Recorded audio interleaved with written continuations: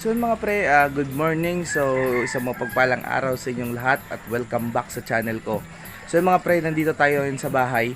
So yung purpose ng pagpunta ko dito ay isa-sizing natin yung Platinum King muli natin at check natin yung mga breeder natin kung okay sila. So mga pre, tara samahan niyo ako. Let's go.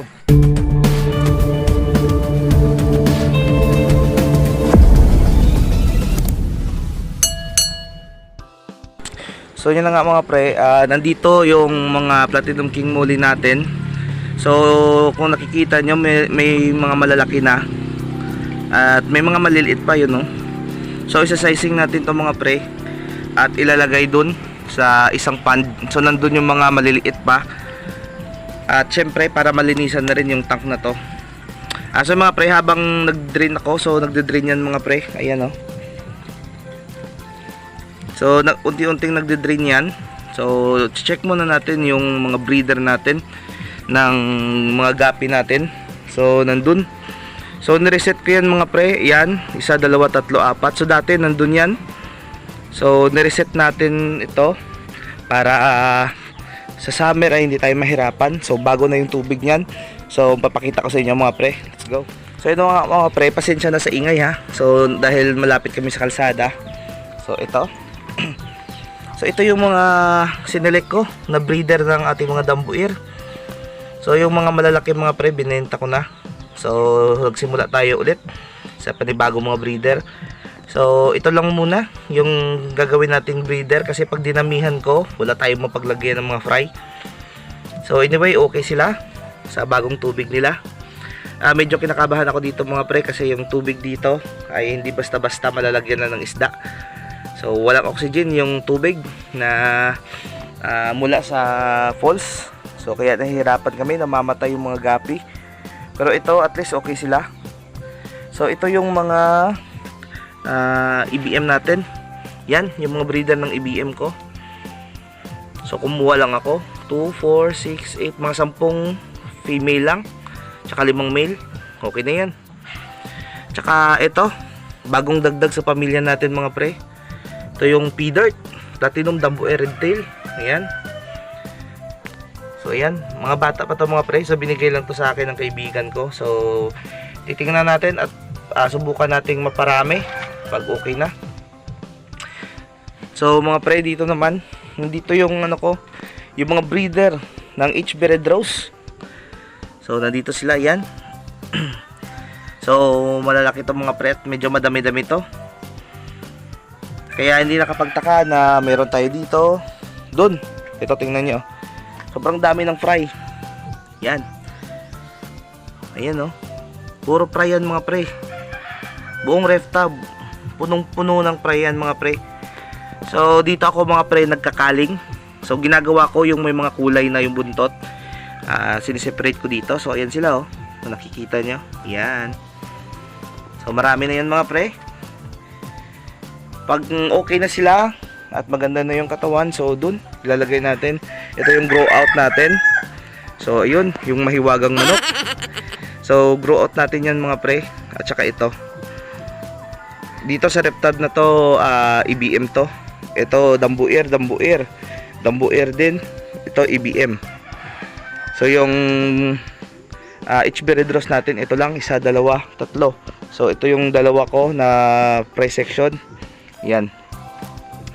So mga pre, tara puntahan natin yung mga breeder natin ng Platinum King Molly. Let's go. So mga pre, ito yung mga breeder ng Platinum King Molly natin. Ayun, oh. So ang lalaki niyan mga pre. Ayan. So medyo shy type sila. So yung isa, oh, tingnan nyo. Laki na, oh. Laki na ng tiyan, no? At yung mga maliliit, dinagdag ko lang yan na mga breeder.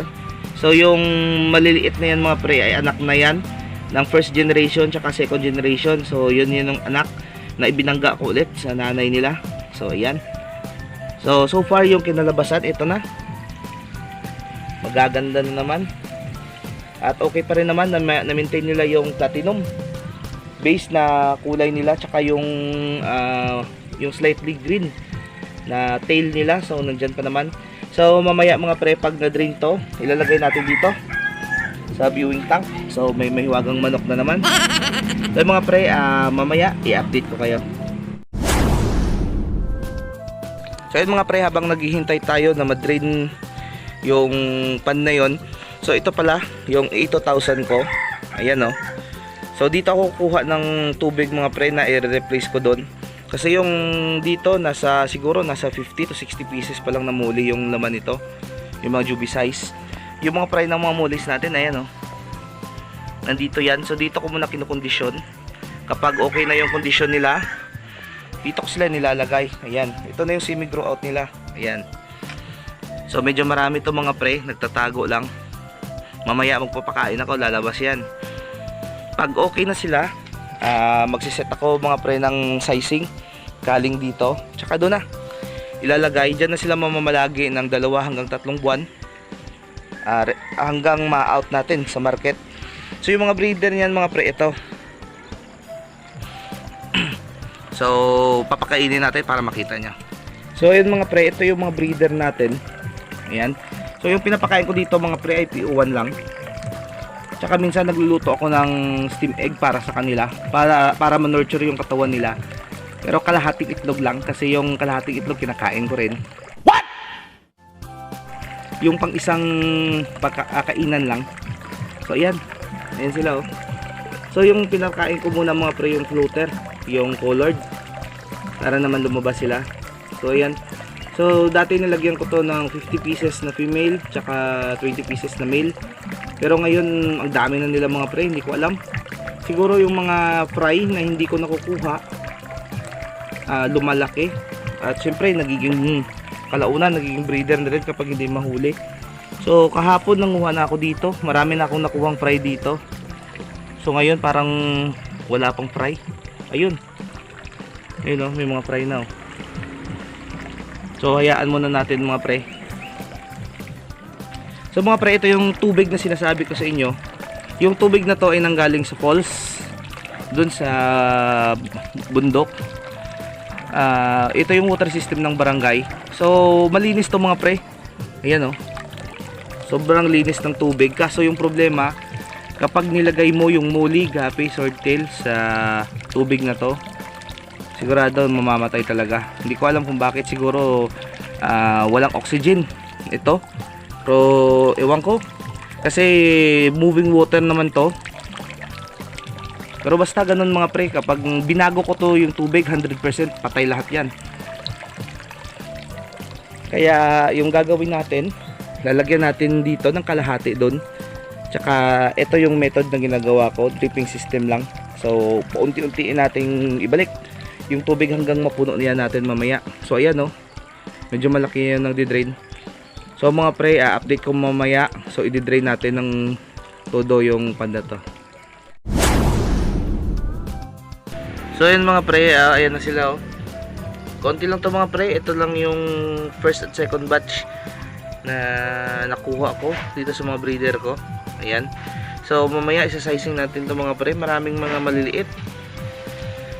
So mga pre, yung ingay sa papaligid, huwag nyo nang pansinin. Ganyan talaga dito. Ayan. So ito yung mga fry mga pre oh. So nandyan yung mga fry nila oh. So dito ko muna ilalagay yung mga maliliit para lumaki pa todo. Pagkatapos ay ibabalik ko lang pagka after mga isang buwan, pag okay na yung katawan nila. So mga pre, update ko kayo mamaya. Ilalagay natin dito sa viewing tank natin. So yun mga pre, tapos ko na nakunin yung mga Platinum King Molly natin. So titingnan natin yung ipapakita ko sa inyo. Nandito na sila sa viewing tank.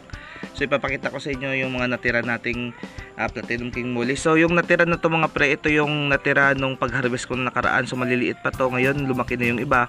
So tara mga pre, papakita ko sa inyo.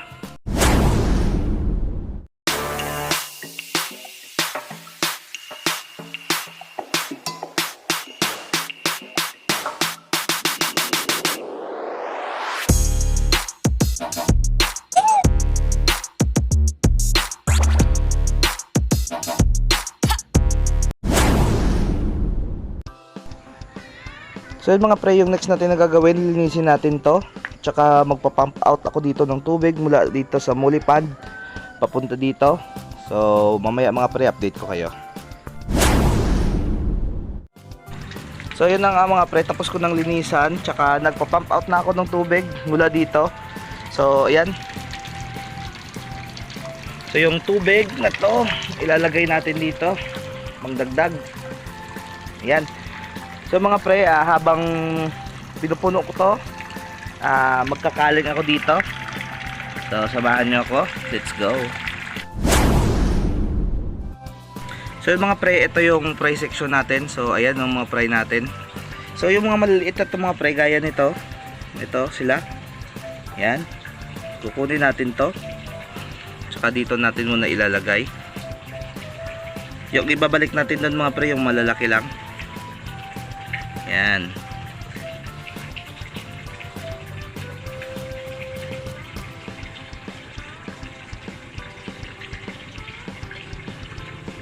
Ginagawa ko to mga pre para mabilis silang lumaki.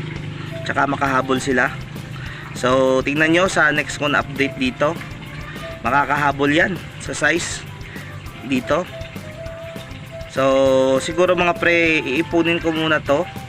Tsaka i-out ko to siguro kung nasa 200 pieces na, 300 pieces, para makakuha na naman yung mga kapatid nating nag-iisda, yung mga sidewalk vendor natin. So malaking tulong to sa kanila. So bibenta natin dito sa affordable price lang, para naman na makatubo sila ng maayos. Kung wala namang kukuha, edi i-retail natin dun sa ating pet shop. Yan.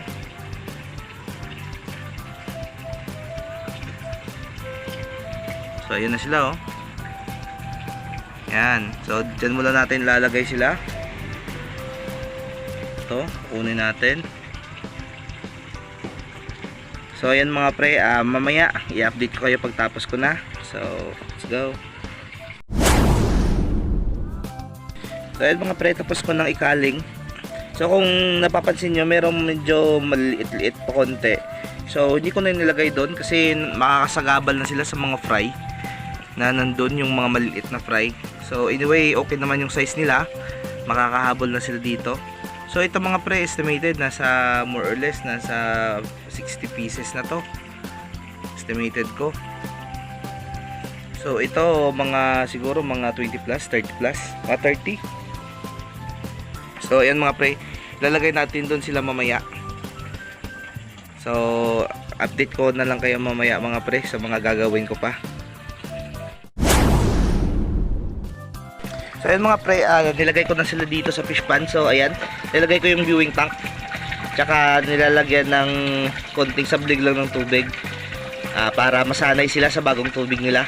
So dyan lang muna sila hanggang tumaas yung level ng tubig. So mamaya ko na sila i-release mga pre.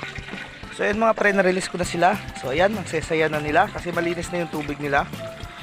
So mga pre, yung tubig na to ay stock water na to mga pre. So halos walang ammonia pa naman to kasi konti lang naman yung nilagay ko ng molis. Tsaka malaki yung area na to mga pre, 3 meter by 1 meter to. Yung lalim nito ay nasa 70 cm. So mga pre, maraming salamat sa panonood ng video ko. So sa mga subscriber natin dyan, maraming salamat. At syempre sa mga napadpad o napagawi sa channel ko na hindi pa nakapag-subscribe, so pakiclick naman po ng subscribe button, tsaka i-click na rin ang notification bell para updated ka sa mga videong katulad dito. So mga pre, hanggang dito na lang muna yung video natin. So medyo nagmamadali ako na umuwi. So maraming salamat. God bless us all and bye bye.